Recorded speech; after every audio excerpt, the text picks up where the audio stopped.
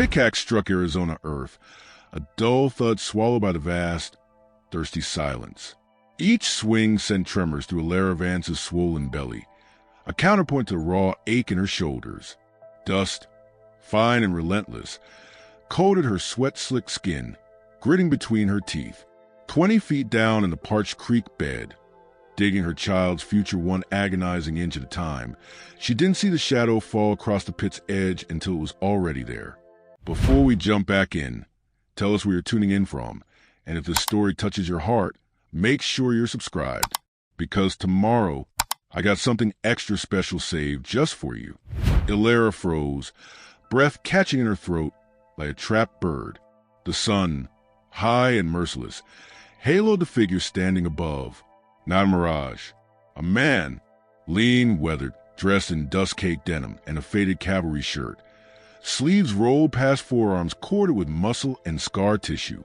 He held no weapon, just a worn canteen dangling loosely from one hand.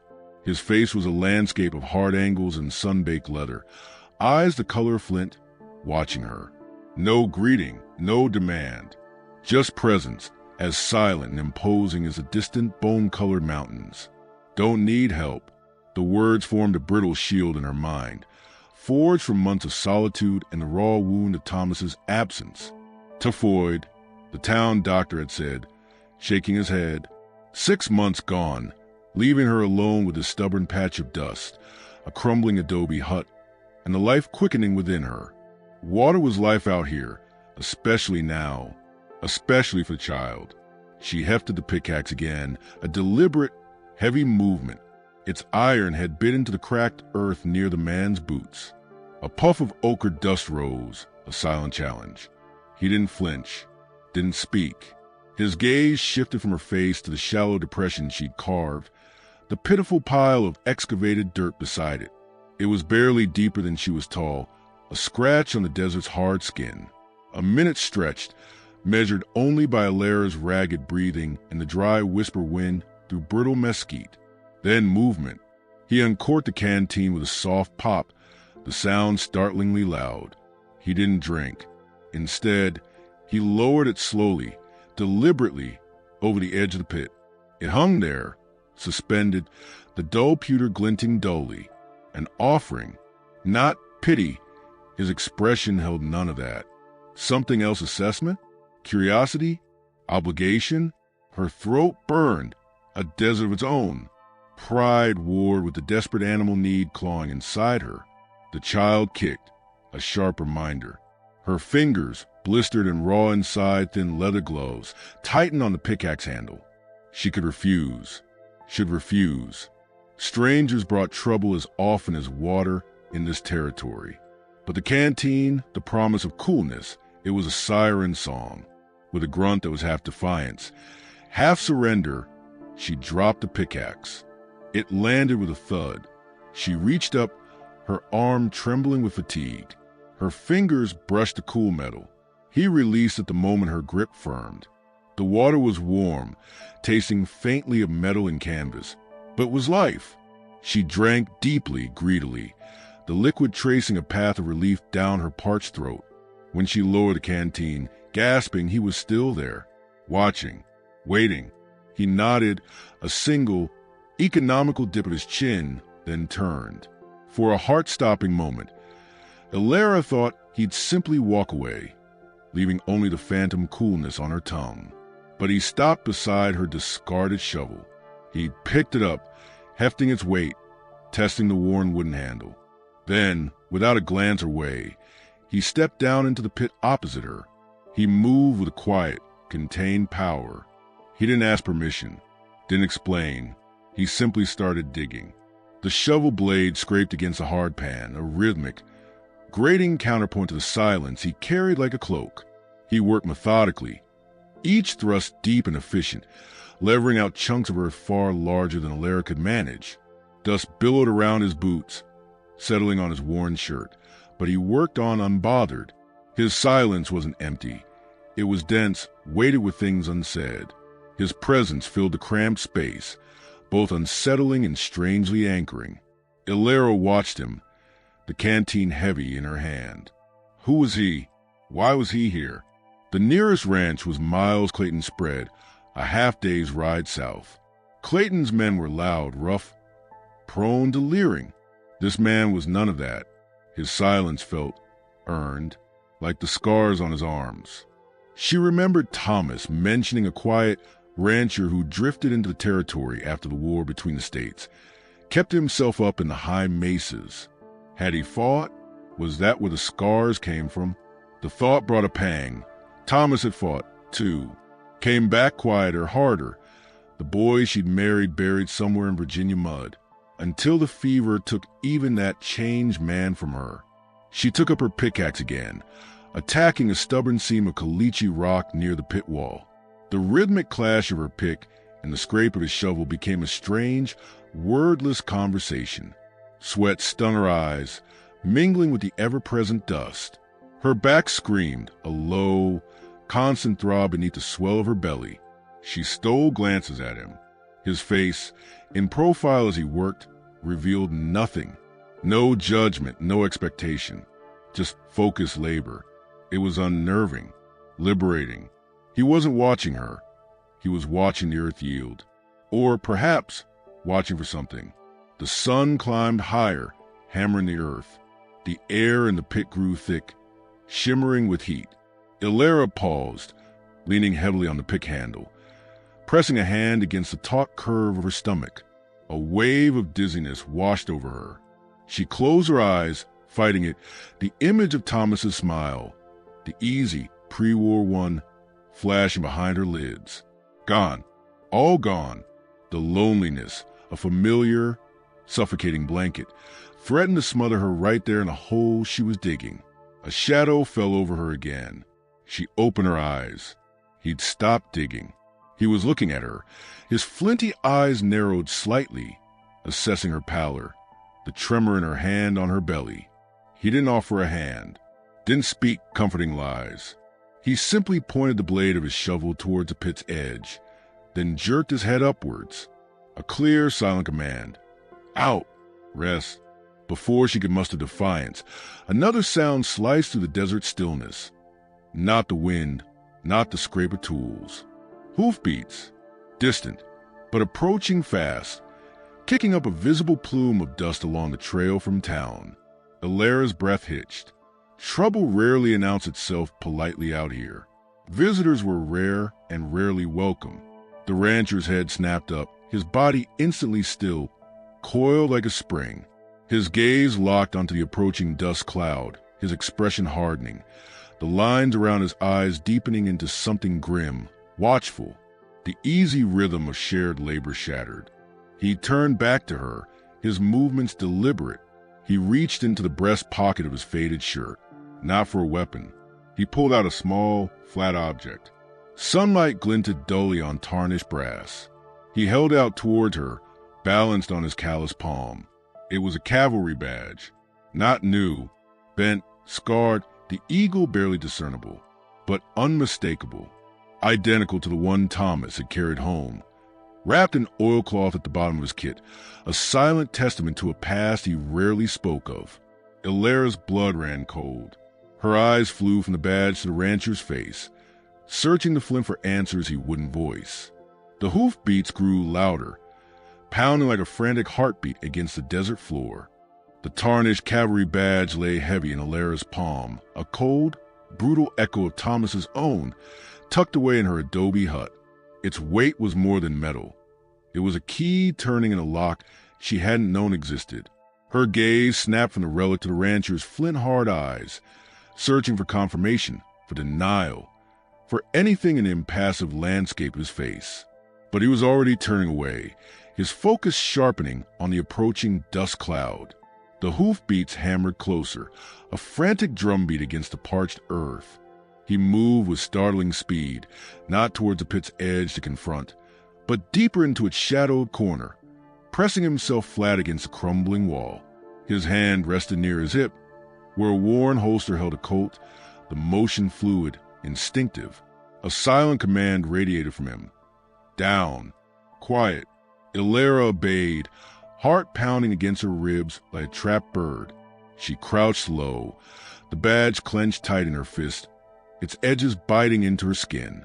Dust, stirred by the nearing rider, drifted down into the pit like dirty snow. She pressed a hand against her swollen belly, a silent plea to the child within for stillness. The rancher's stillness was absolute. A predator merged with the earth. Only his eyes, tracking the rim of the pit, betrayed his alertness. A shadow loomed overhead, blocking the harsh sun. A horse snorted, blowing dust. "Well now, what's this? Digging your own grave, Ilera Vance? Seems a mite premature, though given your situation." The voice was familiar, slick with false concern and underlying malice. Jedediah Moss. Silver Creek's self-appointed moral compass and biggest gossip, his girth straining the buttons of a sweat-stained waistcoat. He leaned over the edge, his piggish eyes sweeping the pit, lingering on Ilera's crouched form before flicking dismissively over the shadowed shape of the rancher. "Got yourself help, I see. Or is it hindrance? Stranger out here, Vance woman. Tongues are wagging. Ain't decent. A widow in your condition sharing a hole with some saddle tramp." Heat flooded Ilera's face, a mix of fury and humiliation. She pushed herself upright, ignoring the protest in her back. "I'm digging a well, Jedediah, on my land. What I do or who helps is none of Silver Creek's damn business." Her voice was hoarse but steady. She kept her fist, holding the badge, pressed against her skirt. Moss chuckled, a dry, rasping sound. "Your land? Thomas bought promise. Girl, not reality. Dry promises don't feed a babe. Or pay taxes. Clayton's been eyeing this parcel. Says it's only decent a proper rancher holds it, not some..." He trailed off, his gaze sliding back to the rancher, who hadn't moved, hadn't made a sound. The silence emanating from that shadow corner seemed to thicken, becoming palpable, unnerving. Moss shifted in his saddle. "Who's your quiet friend, Ilera? Don't recall seeing him at the saloon. Looks like he's seen the elephant, or run from it." The rancher remained motionless. No challenge, no acknowledgement. Just that watchful, unnerving stillness. It was more unnerving than any bluster. Moss cleared his throat, suddenly less sure. "Just off-air neighborly advice is all. Town thinks you're bit in, off more end you can chew. That babe needs a proper start. Maybe a place in town, instead of starving out here chasing ghosts and water that ain't there." He spat a stream of tobacco juice that landed perilously close to Ilera's boot. "Think on it. Clayton's offers generous. For a widow." He jerked his reins, wheeling his horse. "Watch who you keep company with, Vance. Silence hides all sorts of sins." With a final, disdainful look, he kicked his horse into a trot, the dust plume swallowing him as he headed back towards a distant cluster of buildings that was Silver Creek. The silence after his departure was vast, broken only by the wind and Ilera's shaky exhale. She unclenched her fist, staring at the badge's dented eagle. Jedediah's words echoed, "Ghosts and water that ain't there." The threat was clear. Miles Clayton wanted her land, and the town's judgment was a weapon. She felt exposed, vulnerable in a way the harsh desert alone hadn't managed. A scrape of boot leather. The rancher stepped out of the shadows. He didn't look at her, didn't acknowledge Moss's venom. His gaze swept the retreating dust cloud, then settled on the section of pit wall Ilera had been attacking before the interruption. He picked up his shovel. Without a word, he drove the blade deep into the caliche layer she'd struggled with. A large chunk cracked free. He levered it out, tossing it onto the growing pile with a thud. Then another, and another. The rhythm resumed, steady, relentless, a physical rebuttal to Jedediah's poison and Clayton's greed. He was digging her well, defending her claim with sweat and silence. Ilera watched him, the badge warm now from her grip. Thomas's voice, weak with fever but earnest, surfaced in her memory. "Quietest man I ever knew, Ilera. Saved my hide at Five Forks. Took a rebel ball meant for me. Saw him go down, figured him gone. Hale, Silas Hale. Had a stare that could chip flint. Hale." The name resonated like a struck bell. Silas Hale, The man who saved Thomas. The man Thomas thought dead, standing in her well, fighting her fight with shovel. Grief, sharp and fresh, war with a dawning, bewildered connection. He wasn't just a drifter. He was a ghost from Thomas's past, carrying his own burdens of loss and survival. She picked up her pickaxe, the handle rough beneath her raw palms. She attacked the earth beside him, not the rock, finding a seam of slightly looser soil. They worked in tandem. The sound of their labor, the scrape of steel, the thud of earth, a wordless language. Sweat stung her eyes, tracing paths through the grime on her cheeks. She stole glances at Hale's profile. The scars on his forearm stood out, livid against sun-darkened skin. Battle wounds? Or something else? His silence was an emptiness. It felt like a deep, still pool, hiding currents she couldn't see. He worked with a focused economy, every movement purposeful, conserving strength. He paused once, not looking at her, and nudged her canteen, still lying where she dropped it earlier, closer to her boot with the toe of his own. A silent reminder. Drink. The sun climbed, baking the pit into an oven. Illyria's dizziness returned, stronger this time. A wave of nausea rolled through her. She leaned heavily on the pickaxe, closing her eyes, fighting the black spots dancing behind her lids. The image of Thomas, pale and sweating in their narrow bed, his hand clutching hers weakly, superimposed itself on the darkness. Tell Hale, if you ever see him, I kept it. I kept his badge. Tried, be worthy. Thomas's whispered confession, made in delirium, suddenly made terrible sense. Hale had been left for dead. Thomas carried his badge, a weight of survivor's guilt. And Hale? What had he carried? What had brought him here? To this desolate patch of earth belonging to a dead comrade's widow. A low rumble, not hoofbeats this time, vibrated through ground beneath her feet. Illyria's eyes flew open. Hale had stopped digging. He was looking not up, but at the pit wall beside her. A section, destabilized by her recent efforts and the vibrations of their labor, was bulging ominously. Fine dirt trickled down in a steady stream. Before she could react, Hale moved, not towards her, but past her, placing himself between her and the threatening wall. He jammed his shovel horizontally into the earth, bracing against the bulge, a makeshift prop. His muscles stood out like cords as he leaned his weight against the handle. "Move back," he rasped. The sound was shocking, rough and used, like stone grinding on stone. It was the first time he'd spoken. Illyria scrambled backwards, her heart in her throat.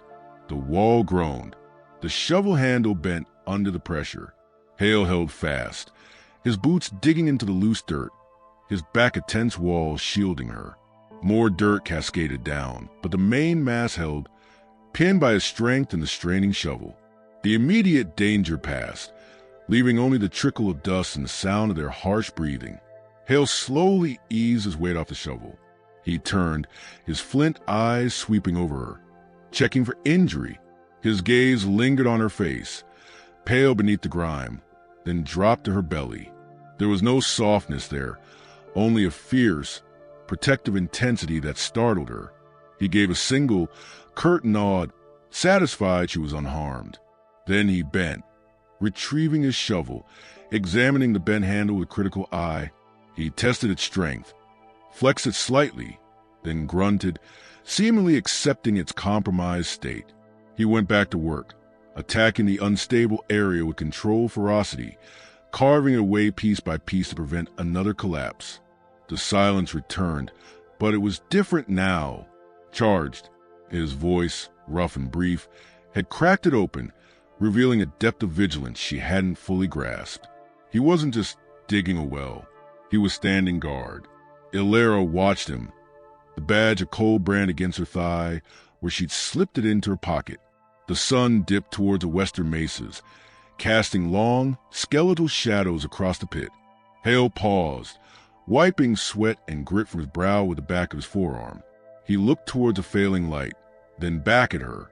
He pointed to the pit's edge with his chin. "Enough. Rest." Exhaustion weighed on her like a sodden blanket. She nodded, too weary for defiance. She began the slow climb out, her muscles screaming. Hale followed, his movement still economical, watchful. As she reached the top, breathing hard, she turned to look back at the well. It was deeper now, significantly so, a tangible achievement carved from despair. Her gaze shifted to Hale, silhouetted against the blood-orange sunset. He was scanning the horizon, not towards town, but north, towards the distant, jagged outline of the Dragoon Mountains. His posture was rigid, alert. He pointed, a single, sharp gesture. Ilera followed his gaze. A thin, dark column snaked upwards into the twilight sky, stark against the fading light. Smoke, not the steady plume of a homestead chimney. This was thinner, wilder, a campfire, or a signal. It was miles off near the foothills, in territory rarely traveled by settlers. Hale's hand rested near his holster again.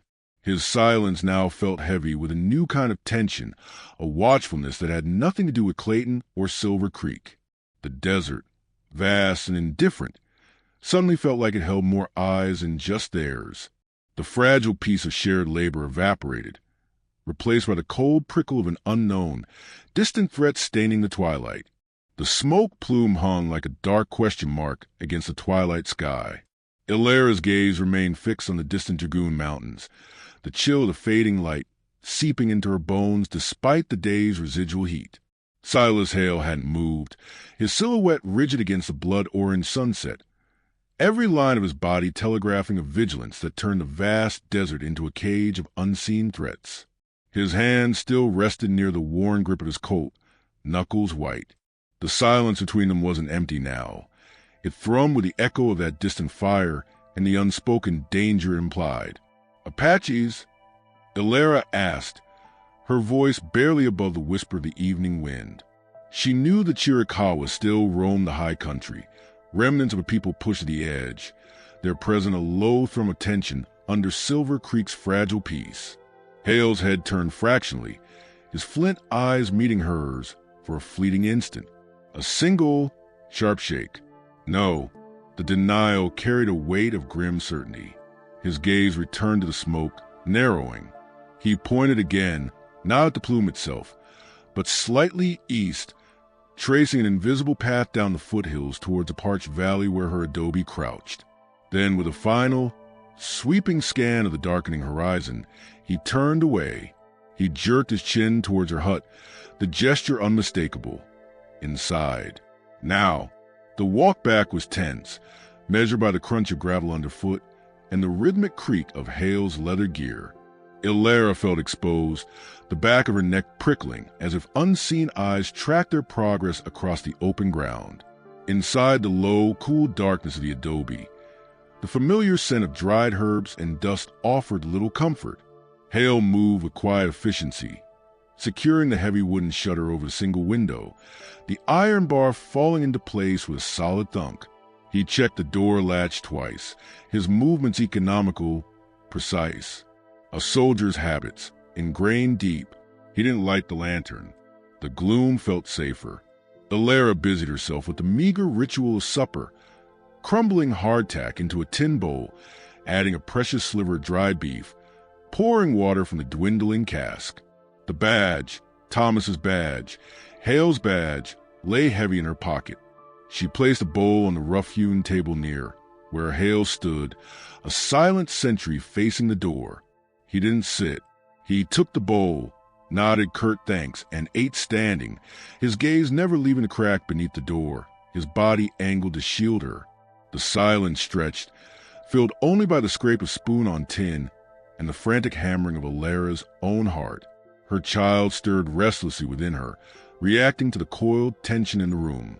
She thought of Thomas's fevered words. He took a rebel ball meant for me. Figured him gone. What had it cost Hale to survive? What ghost did that silence hold? Dawn broke pale and unforgiving. Hale was already at the well when Ilera emerged, the bent-handled shovel in his grip, attacking the pit's unstable eastern wall with controlled ferocity. He'd worked before first light, reinforcing the vulnerable section with mesquite branches scavenged from the dry creek bed, weaving them into a crude lattice against the crumbling earth. Seeing her approach, he paused, wiping sweat from his brow with the back of his scarred forearm. He pointed to the reinforced wall, then to a coil of rope he'd laid nearby. A silent plan. Safe now. We go deeper. The rhythm of the day was different. The shared labor remained. The scrape of the shovel, the thud of displaced earth. But Hale's watchfulness was a constant undertone. He paused more frequently, scanning the horizons, his gaze lingering longest towards the Dragoon foothills. The smoke was gone, but its memory stained the air. Illyra found herself mirroring his pauses, her own senses straining against a vast silence. The desert felt less indifferent, more watchful. Hostile, midday brought the heat and the dust, but also a fragile shift. Illyra, wrestling with a stubborn root deep in the pit wall, grunted with effort. Her boots slipped on loose scree. Hale's hand shot out, not touching her, but bracing firmly against the small of her back, steadying her instantly. The contact was brief, impersonal, yet sent a jolt through her, the first deliberate, protective touch since Thomas's hand had cooled in hers. She righted herself, meeting his eyes. No words, just a flicker of acknowledgement in those flint depths quickly veiled. He returned to digging, but the air felt different, charged with a tentative understanding. He paused later, leaning on his shovel. He reached into the same pocket that held the badge and pulled out a small, smooth stone, river-worn and gray. He held it out to her on his calloused palm. Not an offering, exactly. A question. Illyra took it. It was cool, surprisingly heavy. Thomas had carried one just like it, a talisman from a creek back east, a piece of home. Hale pointed to the stone, then tapped his own chest over his heart. Then he pointed towards the well's deepening shadow. His meaning was clear. Thomas carried this. I carried Thomas. The grief, the guilt, the burden of survival. It was all there in the gesture, in the worn stone. Illyra closed her fingers around it. The cool surface a sudden anchor. Tears pricked her eyes, not just for Thomas, but for the silent man whose loyalty had outlived death itself. They broke for water under the scant shade of mesquite. Hale refilled her canteen from his own, a silent sharing of the dwindling resource. Illyra watched him, the stone a solid weight in her hand. He spoke of you, she said, her voice rough. At the end, said he tried to be worthy of your sacrifice. She didn't look at him, focusing on the dust coating her boots. He kept your badge safe. Hale went utterly still. Not a muscle moved. The silence that followed was profound, a canyon opening between them. Then, a slow exhalation more felt than heard. He didn't look at her. He capped his canteen, the sound loud in the stillness. When he finally moved, it was to pick up his shovel again, his knuckles white on a handle. He drove the blade into the earth with a force that spoke of pain long buried. He didn't acknowledge her words. He didn't need to. The set of his shoulders, the brutal efficiency of his next thrust, the way he kept his face turned away. It was confession enough. The weight of Thomas's memory, Thomas's gratitude, was a burden Hale had carried alone, a wound kept tightly bound by silence. The afternoon sun was a hammer on an anvil. Illyra's back ached fiercely, a deep, grinding throb beneath the child's weight. She pushed through, driven by the well's visible progress and the fragile thread of connection spun from shared toil and shared grief. They were nearing 15 feet. The earth grew darker, damper, clinging to the shovel blade in thick clumps.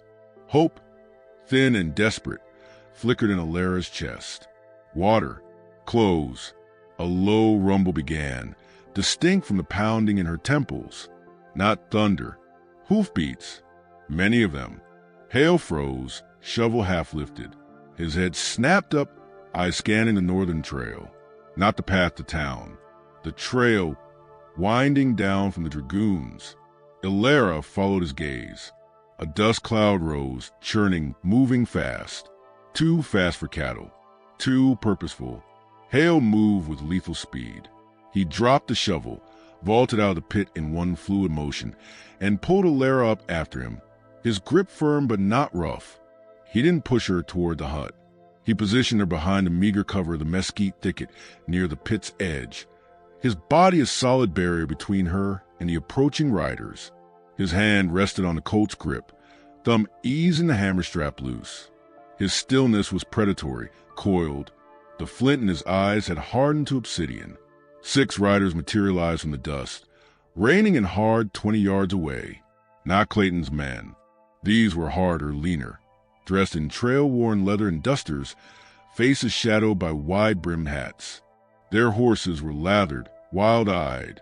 One man, taller than the rest, with a jagged scar bisecting his cheekbone, nudged his horse forward. His eyes, pale and cold as winter sky, swept over the homestead, the pit, lingering on Hale's protective stance before settling on Alara's swollen form revealed behind the mesquite. "Well, now," the scarred man drawled, his voice like gravel in a tin can. He spat a stream of tobacco juice that stained the pale earth near Hale's boot. "Ain't this a cozy picture? Dig in for water while the real world rides on by." His gaze flickered to the dragoons, then back, a cruel smile twisting the scar. "Saw your smoke signal last evening. Right obliging of you, marking this spot for us." He leaned forward in his saddle, his pale eyes locking onto Alara with predatory interest. "Heard tell there's a widow woman holding down a lonely patch out this way. Looks like you found yourself a guard dog, darling. Shame he's about to lose his bite." Hale didn't flinch, didn't speak. He simply shifted his weight, a fraction, centering himself between the scarred man and Alara. His silence was a wall. His hand, steady on the Colt, was a promise. The desert air crackled with imminent violence, the fragile hope of water drowned by the dust of approaching menace. The scarred man's smile was a knife slash in leather. Alara felt the child twist inside her, a silent echo of the violence thickening the air. Silas Hale hadn't moved a muscle, his body a rampart between her and the 6 riders, his hand resting lightly on the Colt's worn grip. The flint in his eyes had hardened to obsidian, reflecting the harsh noon sun and the cold calculation of the pale-eyed leader. Dust, kicked up by the restless horses, hung like a shroud. Guard dogs got no bark. The scarred man sneered, shifting his weight in the saddle. His pale eyes flicked past Hale, dismissing him, locking onto Alara with predatory intent. Makes it easier to put down. Clayton wants this land watered and useful, not dug into a grave by a barren widow and her mute. The name Clayton struck like a physical blow. Jedediah Moss's oily insinuations solidified into tangible threat. Miles Clayton wasn't just eyeing her land. He'd sent wolves to sniff it out, or hired them. Rage, hot and cleansing, burned through Alara's fear. She stepped out from behind the mesquite, ignoring Hale's minute flinch of warning. She planted her feet in the dust, one hand pressed against the swell of her belly, the other clenched at her side. "This land is mine," she stated, her voice cutting to dry air, sharper than any shout. "Bought and paid for with Thomas Vance's sweat and blood. Clayton can choke on his greed, and you can ride out. Now!" A ripple went through the riders. One chuckled, a dry, rasping sound. The scarred man's smile didn't waver, but his pale eyes narrowed, reassessing her. Hale remained statue still, but Alara felt a subtle shift in his posture, a tightening, a coiling readiness. He didn't look at her. His entire being was focused on the leader, a silent counterweight to the man's bluster. The unspoken challenge hung between the silent rancher and the scarred outlaw. Make your move. The standoff stretched, measured in the nervous stamp of hooves and the rasp of dry throats. The scarred man's gaze darted between Alara's defiant stance and Hale's unnerving stillness. Hale's silence wasn't fear. It was the quiet before a lightning strike. The outlaw leader spat again, the brown juice landing closer to his own boot this time. Feisty, he conceded, the word devoid of admiration. Clayton, like spirit, breaks easier. He leaned forward, his voice dropping to a gravelly whisper meant to carry. Herd Vance died coughing his lungs out. Weak. Land needs strong hands. Hands that don't mind getting bloody. His eyes flicked meaningfully towards Hale. 3 days, widow. Clayton's patience wears thin. Be gone or we'll clear you out. Mute first. He jerked his reins, wheeling his horse abruptly. Enjoy your dirt hole. With a last contemptuous look, he kicked his mount into a gallop, his men following in a rolling thunder of hooves and dust that swallowed them whole. Illyra swayed, the adrenaline surge leaving her trembling. Hale was instantly beside her, not touching, but close enough that his solid presence was a bulwark against the sudden void left by the rider's departure. His eyes scanned a retreating dust cloud, then swept the surrounding scrubland, ensuring no stragglers lingered. Only when the last echo of hoofbeats faded did he turn his full attention to her. His gaze swept over her face, checking for cracks in her defiance, then dropped pointedly to her belly. A single, sharp nod. Unharmed, he turned back toward the pit, his stride purposeful. The confrontation was over. The work remained. His silence was a balm and a shield. They returned to the well. The damp, dark earth 15 feet down felt like a promise, a fragile victory against the encroaching threats. Hale descended first, retrieving his shovel. He didn't immediately dig. Instead, he knelt, running a callous hand over the reinforced wall he'd built with mesquite branches, checking its integrity after the rider's vibrations. Satisfied, he stood, offering Illyra a hand down. Not help, exactly. Partnership. She took it, his grip rough and strong, grounding her. They dug. The rhythm was slower now, weighted with the outlaw's ultimatum. Each thrust of the shovel into the dark, moist soil felt like defiance. Illyra watched Hale. Sweat plastered his shirt to his back, outlining the hard plains of muscle and the ridges of old scars beneath the fabric. One scar, a thick, ropey line snaking from his shoulder blade toward the spine, caught the dim light filtering down. Thomas's fevered words echoed. Took a rebel ball meant for me, saw him go down. The memory wasn't just grief now. It was a map to the silent man's pain. 5 forks, Illyra said softly, not pausing her digging. The name hung in the cool, damp air of the pit. Thomas. He never forgot the weight of it. Carried your badge like a penance. She kept her eyes on the earth, avoiding his reaction, focusing on the rhythmic scrape of her shovel. Said he tried to be worthy of what you gave. Hale froze. The only movement was a slow drip of sweat from his chin onto the dark earth. His knuckles whitened on the shovel handle. He didn't turn. Then a slow, almost imperceptible nod. He lifted his left arm slightly, rolling the frayed sleeve up past elbow. A puckered, star-shaped scar marred the dense muscle of his triceps, pale against sun-darkened skin.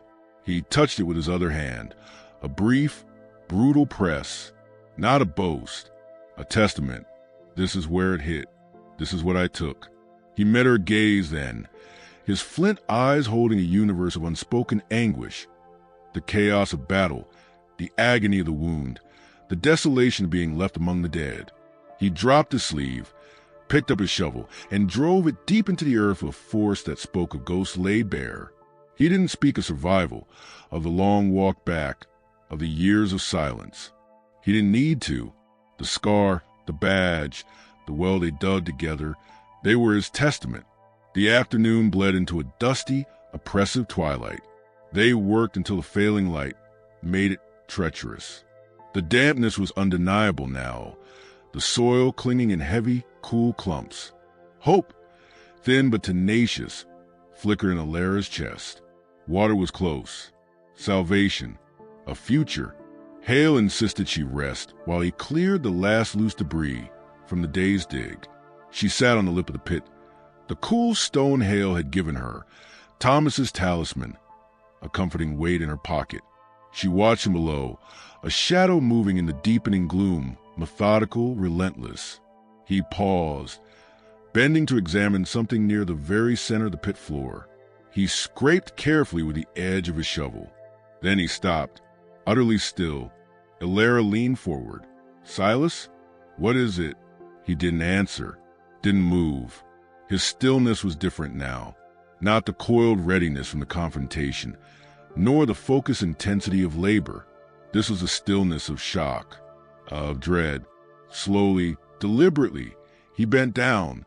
When he straightened, he held something small and dark in his hand, caked with mud. He climbed out of the pit, his movement stiff, mechanical. He walked towards her, stopping an arm's length away. The dying light caught the object in his palm. It was a button, tarnished brass. The eagle, barely visible beneath the grime, was unmistakable, identical to the one on Thomas's old uniform jacket, folded away in her trunk, identical to the badges. A Union cavalry button. Hale turned it over. Etched crudely into the back, almost worn away, were two initials, TV. Thomas Vance. Hale's hand trembled. A minute. Almost imperceptible tremor, but Ilera saw it. His eyes, when he lifted them to hers, held a horror that turned her blood to ice. He pointed back into the dark maw of the well, then to the button. His mouth opened, but no sound came out. Only a choked breath, ragged with the weight of an impossible, terrifying implication. The well hadn't just promised water. It had unearthed a piece of Thomas, not his memory. Something far more tangible. And the silent rancher knew what it meant. The desert night closed in, cold and heavy, carrying the echo of a single, unspoken question. What else lay buried in the dark? The brass button, caked in the dark mud well, lay cold and accusatory in Silas Hale's trembling palm. TV. The initials were a brand seared onto Ilera's soul. Hale's choked breath was the only sound in the desert twilight, thick with the horror of his unspoken thought. Thomas was here. Buried here? Ilera's knees buckled. She caught herself on the rough edge of the pit, the stone talisman in her pocket a sudden, sharp weight against her hip. No, she breathed, the words scraping raw in her throat. Her mind raced, rejecting the monstrous implication. Typhoid. He'd died in their bed, burning up, coughing blood. She'd washed his body herself. Jedediah Moss and Old Man Henderson had helped carry the pine box to the dry patch of earth near the mesquite grove they'd called a cemetery. He's buried there, she insisted, pointing toward the grove, her voice gaining strength against the tide of Hale's silent dread. He dug here, Silas, before the fever took hold. Said he felt water close. He'd come out mornings. His uniform jacket was missing buttons. The memory surfaced, sharp and painful. Thomas, already weakening, fumbling with the last brass fastenings. Said he lost them down here, scrabbling at the rock. Hale's rigidity eased by a fraction. He stared at the button, then down into the dark maw of the well, then back at Ilera's face, pale but defiant in the dying light. The suffocating dread in his eyes slowly receded, replaced by a dawning, agonizing relief that left him looking hollow. He closed his fist around a button, his knuckles white. Not Thomas's grave. Thomas's desperate, final effort, a relic of his love, not his end. He nodded once, sharply, the movement heavy with released tension. He slipped the button into his pocket beside his own badge, a silent pact to carry this burden too. Dawn found them back in the pit. Clayton's 3-day ultimatum hung over them, a noose tightening with a rising sun. But the damp earth was undeniable, cool and yielding. Hope was a fragile shoot pushing through cracked ground. Hale attacked the center with renewed, almost ferocious focus, the shovel biting deep. Ilera worked beside him, her back screaming, the child a heavy anchor within her. They didn't speak. They dug. Each shovelful was defiance against Clayton, against drought, against death itself. The rhythm of their labor, scrape, lift, thud, was a wordless vow. By mid-morning, the earth was saturated. Water seeped up around their boots, dark and cold. Hale knelt, scraping away the last layer of mud with his hands, his movements reverent. A small, dark pool welled up, clear and cold, reflecting the sliver of sky above. A choked sound escaped Hale. Not a word, but a raw exhalation of pure awe. He cupped his hands, lifted the water, and drank. His eyes, when he looked up at Alara, held a brightness she'd never seen. He offered his cupped hands to her. Alara knelt beside him, ignoring the mud soaking her skirt. She dipped her own hands into the miraculous pool. The water was cold, tasting of deep earth and ancient stone. It was life. It was the future. Tears mixed with the water on her face, washing tracks through the dust. She drank, the coolness spreading through her parched body like a benediction. Hale watched her, a rare, almost imperceptible softening around his eyes. He dipped his hand again, lifted it, and carefully trickled the water over the smooth gray stone, Thomas's talisman. He'd given her, washing the dust from its surface. A silent blessing, a passing of the torch. The elation was short-lived. Hoofbeats, not a distant rumble, but hard, fast drumming directly towards a homestead. Hale was out of the pit in a heartbeat, pulling Alara up after him. He pushed her firmly toward the adobe door, his eyes scanning the approaching dust cloud, larger this time. Clayton wasn't waiting. The scarred man led again, but behind him rode Miles Clayton himself, fleshy and imperious on a sleek bay, flanked by 4 more hard-faced men. Jedediah Moss trailed at the rear, looking uneasy. Clayton reined in, his eyes sweeping the scene. The deep well, the pile of excavated earth, the mud-stained figures of Alara and Hale standing defiantly before the adobe. His gaze lingered on the damp patches on their clothes. The bucket Hale had quickly lowered to draw the first clear water. Greed warred with fury on his florid face. "Seems you found your ghost water, Mrs. Vance," Clayton announced, his voice oily. "Saves me the trouble. Boys will take it from here." He gestured dismissively at the scarred man. "Clear them out. The widow and her pet can find charity in Silver Creek, or the desert. Don't much care which." The scarred man dismounted, drawing a long barrel Colt. His men followed suit, spreading out. Hale stepped fully in front of Alara, his own hand resting on his pistol grip. His silence was a palpable force, a wall of contained violence. The scarred man hesitated, remembering the unnerving stillness from before. "This is my land," Alara stated, stepping out from behind Hale, her voice ringing clear despite the tremor in her legs. She held up the stone talisman, washed clean, glinting in the sun. "Thomas Vance's land, paid for with his sweat, dug with his hands. His blood is in this earth." She pointed towards a well. "His water flows here now. You want it, Clayton? You'll pay for it in blood too. Yours or theirs." She nodded toward the hired guns. "Silver Creek will hear how Miles Clayton murders widows and steals water." Jedediah Moss shifted uncomfortably. Clayton's face darkened. "Empty threats from an empty woman," he spat. "Take them." Before the scar man could move, a new sound cut through the tension, the rhythmic creak of a heavy wagon. Rounding the bend from the direction of town came Ben Carter's freight wagon, piled high with barrels. Beside Ben, holding a Winchester loosely but pointedly across his lap, sat Sheriff Cobb, his weathered face impassive. Behind the wagon, on horseback and in a buckboard, were a handful of townsfolk. The blacksmith, the mercantile owner's wife, Henderson. Word had traveled. Witnesses had arrived. Sheriff Cobb reined in, his eyes taking the armed men, Clayton. Alara standing defiant, Hale like a sentinel. "Trouble, Miles?" Cobb asked, his tone deceptively mild. "Heard there was water found. Thought folks might want to see. Celebrate, even." His gaze rested on the scarred man's drawn Colt. "Put away, Sawyer. Ain't gonna be any shooting today. Not over water. Not over a widow's claim." He looked pointedly at the townsfolk, then at Clayton. "Land title's clear, Miles. Vance's. His widow's. Water's hers. Seems decent to let her keep it."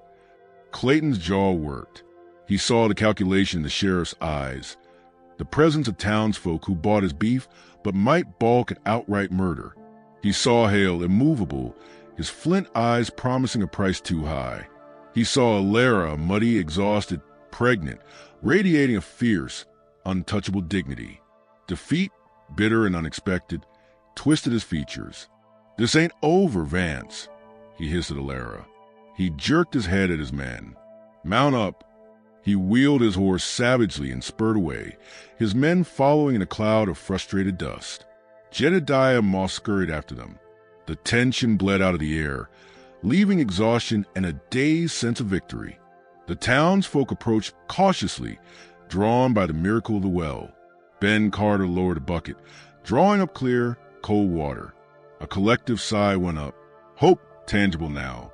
That night, under a vast canopy of desert stars, the pain seized Alara. Not the ache of labor, but the fierce, tearing grip of the child demanding entry. Hale, alerted by her stifled gasp, moved with silent efficiency.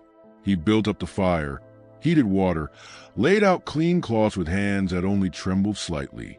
He was a steady presence in the flickering shadows, his silence a fortress against her fear. When the final, searing push came and a tiny, furious cry pierced the stillness, it was Hale who gently lifted the squalling, blood-smeared boy and placed him in Alara's trembling arms. Exhaustion and overwhelming love washed over her. She traced the tiny features in the firelight. "Thomas," she whispered, her voice thick. "Thomas Silas Vance." She looked up at Hale, standing watchful nearby, his face unreadable in the shadows, but his posture radiating a profound, protective stillness. She held the child slightly towards him. "He has your silence when he's thinking hard." Hale took a single step forward. He looked down at the child, then at Alara. Slowly, deliberately, he reached into his pocket. He pulled out the 2 tarnished cavalry badges and Thomas's muddy button. He placed them gently beside Alara on the blanket, next to the smooth gray stone. A legacy, a testament. Then he did something Alara had never seen. The faintest ghost of a smile touched his lips, gone as quickly as it came, but real. He placed one large, calloused hand very gently on the baby's head, a benediction as silent and deep as a desert night. He nodded once, a promise acknowledged, a family forged. At first light, Hale was at the well. He worked alone, building a low coping of fitted stones around the precious source. When Alara emerged, the baby swaddled against her chest, she found him placing the last stone. Embedded into mortar at the front was Thomas's brass button. Clean now, the eagle facing outwards. A marker, a tribute. Hale stepped back, wiping mortar from his hands. He looked at the well, then at Alara and the child. He nodded toward the horizon, where the dragoon stood sentinel. The desert was vast, harsh, and Clayton's malice still lingered like a bad smell. Drought could return, but they had water. They had land. They had each other. Hale's silent gaze held the weary, enduring strength of the land itself. They would endure. Together, he picked up his shovel, ready for the next task. Dawn painted the desert in shades of gold and dust. A new day born from struggle, holding a fragile, tenacious bloom of hope.